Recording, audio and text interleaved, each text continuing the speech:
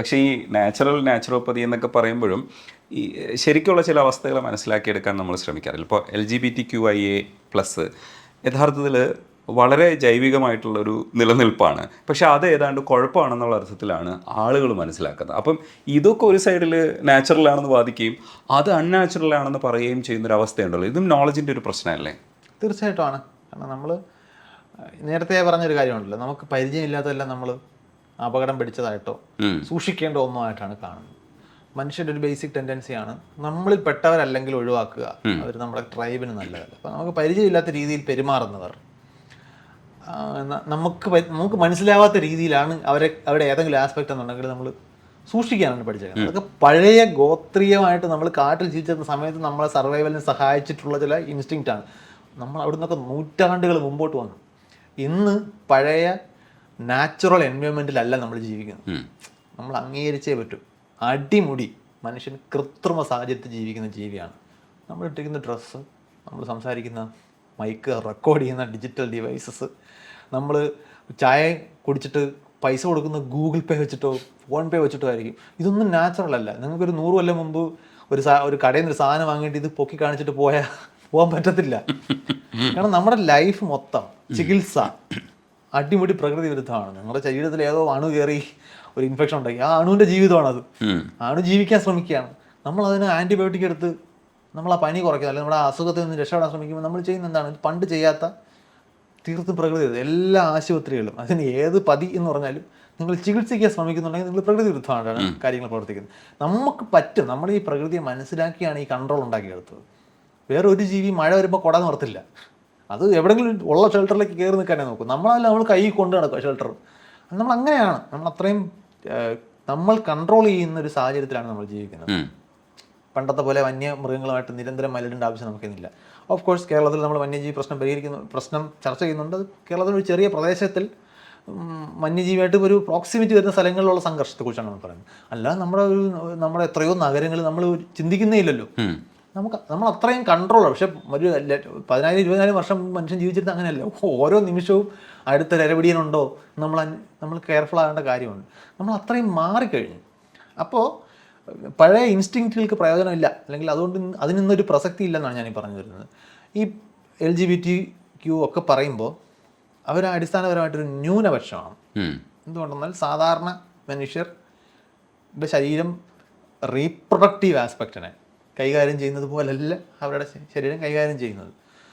അത് ഈ so called മെജോറിറ്റിയെ സംബന്ധിച്ചിടത്തോളം എന്തോ ഒരു മോശം കാര്യം, മനസ്സിലാവാത്ത കാര്യമാണ്. മോശമെന്ന് തീരുമാനിക്കുന്നത് മനസ്സിലാവാത്തതുകൊണ്ടാണ്. ഇപ്പോൾ ഞാൻ നേരത്തെ മെൻ്റൽ ഹെൽത്തിൻ്റെ കാര്യം പറഞ്ഞപ്പോൾ ഞാൻ ഒരു പേഴ്സണൽ എക്സ്പീരിയൻസ് പറയാം.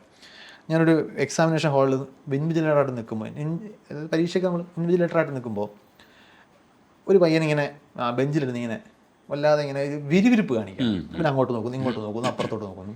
അപ്പോൾ എക്സാം ഹാളിലെ ഒരു എറ്റിക്കറ്റിന് ചേർന്നതല്ല. അപ്പോൾ ഞാൻ പറഞ്ഞിട്ട് നീ സ്വന്തം പേപ്പറിൽ നോക്കിയിരുന്ന് എഴുത് എന്നിങ്ങനെ ഒരിക്കൽ പറഞ്ഞു. അത് ഞാൻ ക്വസ്റ്റ്യൻ കൊടുത്തപ്പോൾ ശ്രദ്ധിക്കുന്നുണ്ടാവും. പിന്നെ ഞാൻ അടുത്ത ആളിന് ക്വസ്റ്റ്യൻ കൊടുക്കാൻ ഇപ്പോൾ എല്ലാം ഇങ്ങനെ അങ്ങോട്ടൊക്കെ നോക്കിക്കൊണ്ടിരിക്കുന്നു.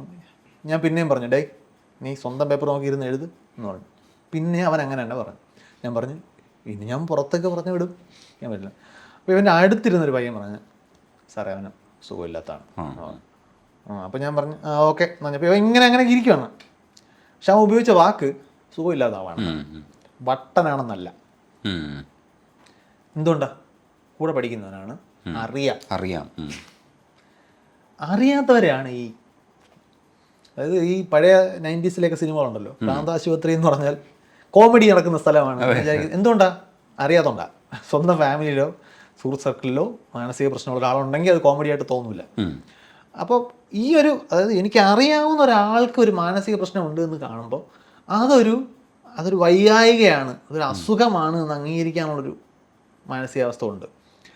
ഇത് ഭൂരിഭാഗം ആളുകൾക്ക് അങ്ങനെ ഒരു സംഗതിയെക്കുറിച്ച് അടുത്തറിയില്ല. അവരുടെ സൗഹൃദ സർക്കിളിലെങ്ങും ഒരു ഗേ ആയിട്ടുള്ള ഒരു ലെസ്ബിയൻ ആയിട്ടുള്ള ഒരാളില്ല.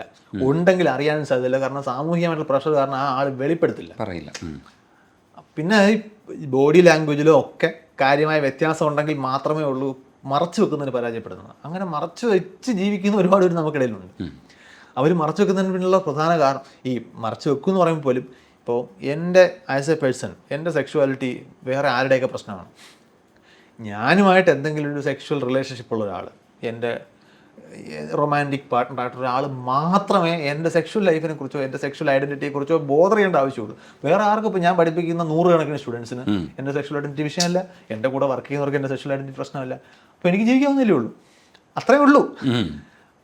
വളരെ ഓരോ വ്യക്തിയുടെയും സെക്ഷൽ ഓറിയൻറ്റേഷൻ എന്ന് പറയുന്നത് അയാളുമായിട്ട് എന്തെങ്കിലും തരത്തിലുള്ള ഇൻറ്റിമേറ്റ് റിലേഷൻഷിപ്പ് ഉണ്ടാക്കാൻ സാധ്യതയുള്ള വളരെ ചെറിയ വിരലിലുണ്ടാകുന്ന കുറച്ച് ആളുകളുടെ മാത്രം പ്രശ്നമാണ്. നാട്ടുകാർ മുഴുവൻ ഇതിനെക്കുറിച്ച് ബേജാറാവേണ്ട കാര്യമേ ഇല്ല. പക്ഷെ എന്താ വെച്ചാൽ മനസ്സിലാകുന്നില്ല. അപ്പോൾ ഉടനെ അങ്ങ് കയറി ഇപ്പോൾ ഒരാൾ നിങ്ങളെ പരിചയപ്പെടുത്താണ്, ഇതെൻ്റെ ഭാര്യയാണ്. ഒരു കൺവെൻഷണൽ കപ്പിൾ നമ്മളെ പരിചയപ്പെടുത്താണ്, അയാളുടെ ഭാര്യയാണ് മറ്റേ ആളെന്ന് പരിചയപ്പെടുന്നത്, അല്ലെങ്കിൽ എൻ്റെ ഭർത്താവാണ് ഇന്ന് ഒരാൾ പരിചയപ്പെടുന്നത്. നമ്മുടെ മനസ്സിൽ ആദ്യം വരുന്നത് എന്താണ്? അവർ തമ്മിലുള്ള സെക്ഷൽ ഇൻ്റർകോഴ്സാണോ? ഇല്ല, ഫാമിലിയാണെന്നുള്ള. ഫാമിലിയാണ്. അവർ ഒരുമിച്ച് ഒരു വീട്ടിൽ തിരിക്കുന്നുണ്ടാവും, അവർക്ക് ഒരുമിച്ച് കുട്ടികളുണ്ടാവും, ചിലപ്പോൾ അവർക്ക് ഒരു കോമൺ ബാങ്ക് അക്കൗണ്ട് ഉണ്ടാവും. അങ്ങനെ പല കാര്യങ്ങളിൽ അവർ കണക്റ്റഡ് ആയിരിക്കും. നമ്മുടെ പ്രശ്നം ഇതല്ല. പക്ഷേ ഒരു പുരുഷൻ വേറൊരു പുരുഷനെ നോക്കിയിട്ട് ഞങ്ങൾ പാർട്ട്നേഴ്സാണ് എന്ന് പറയുമ്പോൾ ഉടനെ അതല്ലേ പ്രശ്നം. ആലോചിക്കുന്ന ഉടനെ ഈ മറ്റേ വിഷയങ്ങളൊന്നും അവർ ആലോചിക്കുന്നില്ല. ഒരു വീട്ടിലാണ് താമസിക്കുന്നത്, അതൊന്നും ആലോചിക്കത്തില്ല, സെക്സ് മാത്രം ആലോചിക്കും. അതാണ് ഈ ഒരു അവിടുത്തെ പ്രശ്നം. നമ്മളൊരു ഇന്നത്തെ സയൻസ് ഒന്ന് സംശയലേശമന്യേ തെളിയിച്ച കാര്യമാണ്. ഇതൊരു വ്യത്യാസമാണ്. ഇവർക്ക് ബാക്കി എല്ലാ കാര്യങ്ങളിലും മറ്റുള്ളവരെ പോലെ ജീവിക്കാൻ പറ്റുന്ന മനുഷ്യരാണ്. ഇപ്പോൾ 6 പേരുള്ള മനുഷ്യരുണ്ട്, അവർക്ക് മറ്റുള്ളവരെ പോലെ ജീവിക്കാൻ പറ്റുമല്ലോ. ഇപ്പം ഋത്തിക് റോഷൻ ഒരു വിരൽ കയ്യിൽ കൂടുതലുണ്ട്, സൂപ്പർ സ്റ്റാറല്ലേ. അപ്പം എന്തെന്നല്ല വ്യത്യസ്തനാണ് ചില കാര്യങ്ങൾ ശാരീരികമായി. ഇതെന്താണ്? ഒരു റീപ്രൊഡക്റ്റീവ് ആസ്പെക്റ്റിൽ ഡിഫറൻ്റ് ആണ്. അത് ചിലയിടങ്ങളിൽ ഒരു ഡിസബിലിറ്റി ആയിട്ട് വേണമെങ്കിൽ പരിഗണിക്കാം. ആ വാക്ക് ഇത്തിരി സ്ട്രോങ് വാക്കാണ് എന്ന് പറഞ്ഞാൽ ഇപ്പോൾ അവർക്ക് അടുത്ത തലമുറ ഉണ്ടാക്കാൻ ഒരു ഹോമോസെക്ഷൽ ആയിട്ടുള്ള ആളിന് ചിലപ്പോൾ ബുദ്ധിമുട്ടുണ്ടാവുമായിരിക്കും. സെക്ഷൽ ബൈനറീസ് എന്നൊക്കെ വിളിക്കുന്ന ആണിൻ്റെയും പെണ്ണിൻ്റെയൊക്കെ ഇതെല്ലാം എന്താണ്? ഇതൊന്നും ഒരു എഞ്ചിനീയർ ഇരുന്ന് പെർഫെക്റ്റ്ലി ഡിസൈൻ ചെയ്ത് ക്വാളിറ്റി ചെക്ക് ചെയ്ത് ഇറക്കി വിടുന്നതാണെങ്കിൽ കുഴപ്പമില്ലായിരുന്നു. ഇത് നമ്മുടെ ഒരു കോശത്തിൽ നിന്നും തുടങ്ങി ഒരു ഭ്രൂണം എന്ന സ്റ്റേജിലൂടെ വളർന്ന ഒരു മനുഷ്യരായി മാറുന്ന ഒരാളുടെ ഘട്ടത്തിൽ ലക്ഷക്കണക്കിന് പ്രോസസ്സുകൾ ചേർന്നാണ് നമ്മുടെ ഐഡൻറ്റിറ്റി തീരുമാനിക്കുന്നത്. നമ്മുടെ ശരീരത്തിൻ്റെ ഘടന, നമ്മുടെ ശരീരം എങ്ങനെ ഫങ്ഷൻ ചെയ്യുന്നു, ഇങ്ങനെയുള്ള കാര്യങ്ങളെല്ലാം. അപ്പോൾ അതിൽ പല കാര്യങ്ങൾ ചേർന്നാണ് നിങ്ങളുടെ സെക്സ് ഏതാണ്, നിങ്ങളുടെ ശരീരത്തിൻ്റെ അവയവം ഏതാണ് തീരുമാനിക്കുന്നത്. നിങ്ങളുടെ ഐഡൻറ്റിറ്റി, നിങ്ങൾ സ്വയം കരുതുന്നത് നിങ്ങൾ മെയിലാണെന്നാണോ ഫീമെയിൽ ആണെന്നാണോ, അതാണ് ജെൻഡർ. ഇത് സെക്സാണ്. ഇത് രണ്ടും സാധാരണഗതിയിൽ ഭൂരിഭാഗം ആളുകൾക്ക് ഒന്ന് തന്നെ ആയിരിക്കും. പക്ഷെ ഇത് വ്യത്യസ്തമാകാം. ശരീരം പെണ്ണിൻ്റെയും ഐഡൻറ്റിറ്റി ആണിൻ്റെയും ആകാം. പക്ഷേ വളരെ ചെറിയൊരു പെർസെൻറ്റേജിനേ ഉള്ളൂ. പക്ഷേ ഈ ചുറ്റുമുള്ള ആളുകൾക്ക്, മെജോറിറ്റി എന്ന് പറയുന്ന സോ കോൾഡ് ആളുകൾക്ക് ഇതിൻ്റെ പിന്നിലുള്ള സയൻസോ അല്ലെങ്കിൽ അത് ശരിക്കും നാച്ചുറലി എന്താണ് സംഭവിക്കുന്നതെന്ന് മനസ്സിലാവാത്തതുകൊണ്ട് അവരുടനെ ആ പഴയ പ്രിമിറ്റീവ് ഗോത്രീയ ചിന്താഗതി വെച്ച് ഇത് നമ്മളിൽ പെട്ടതല്ല, അവരെന്തോ കുഴപ്പം പിടിച്ച ആൾക്കാരാണ്, ഇത് പണ്ട് ചെയ്തിരുന്നതിന് നമുക്ക് ന്യായമുണ്ടെന്ന് പറയാം. അറിവില്ല. ഇന്ന് ഈ അറിവ് നിങ്ങളുടെ വിരൽത്തുമ്പിലുണ്ട്. ജസ്റ്റ് ഒന്ന് ഗൂഗിൾ എടുത്തൊന്ന് സെർച്ച് ചെയ്യൂ എന്താണ് ഹോമോസെക്ഷുവാലിറ്റി. ആ പ്രശ്നം പരിഹരിക്കാവുന്നേ ഉള്ളൂ. നേരത്തെ പറഞ്ഞു, ഇനി ഇതൊന്നും അറിഞ്ഞില്ലെങ്കിൽ പോലും ഇത് നിങ്ങളുടെ പ്രശ്നമല്ല, ഇത് അവർ ബോധറിയുന്നുള്ളൂ. ചെറിയൊരു സാധനം, ഒരു ചെറിയ ശതമാനം ആൾ. അവർക്ക് വേറെ ഒരു മനുഷ്യനെന്ന് പറഞ്ഞാൽ എന്തൊക്കെ ആസ്പെക്ട് ഉണ്ട് ജീവിതത്തിൽ? ഒരു സോഷ്യൽ ലൈഫ് ഉണ്ട്, നമ്മൾ ജോലി ചെയ്യുന്ന സ്ഥലം ഉണ്ടാവും, നമ്മളുടെ കുടുംബം ഉണ്ടാവും, നമ്മൾക്ക് ഇടപെടുന്ന മറ്റൊരു പബ്ലിക് സർക്കിൾ ഉണ്ടാവും. പിന്നെ നമുക്ക് എന്തെല്ലാം ഉണ്ട്? നമുക്ക് നമ്മുടെ താല്പര്യങ്ങൾ സ്പോർട്സ് ആയിരിക്കാം, ആർട്സ് ആയിരിക്കാം, അങ്ങനെ നമ്മൾ ചെയ്യുന്ന ആക്ടിവിറ്റീസ്, ഇങ്ങനെ ലക്ഷക്കണക്കിന് ആസ്പെക്ട് ഒരു മനുഷ്യനുണ്ട്. അതൊരു ആസ്പെക്ട് മാത്രമാണ്. നിങ്ങൾ ഇതിനെക്കുറിച്ച് മാത്രം ബോധർ ചെയ്ത് എന്തിനാണ്? അതാണ് എനിക്ക് ചോദിക്കാനുള്ളത്. എല്ലാ സയൻസും മറന്നാൽ പോലും ബേസിക് ക്വസ്റ്റ്യൻ ആണ്, നിങ്ങളുടെ പ്രശ്നം എന്താണ് ഇതിനകത്ത്? അവർ ജീവിക്കില്ലേ?